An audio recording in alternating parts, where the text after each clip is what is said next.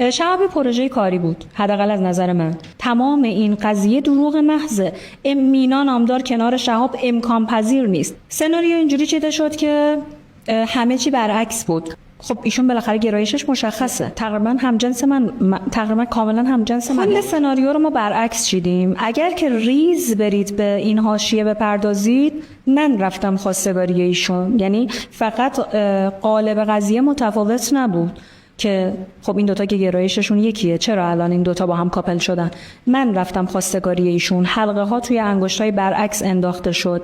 کلا این سناریو رو مراسم خواستگاری آره، من این سناریو رو جوری چیده بودم که هر جایی از این داستان مخاطب بگه که ما رو خط فرض کردی، یا اصلا ول کنه، رها کنه، بره. چرا کلیپ من و شهاب باید بیشتر از 30 میلیون ویو بخوره؟ چرا؟ هم که مردم گاهی دنبال حجون دیگه. حجوه به کنار، من احساس میکنم گاهی ما زوال عقل رو ترجیح میدیم به این که فقط عضوی از یک جریان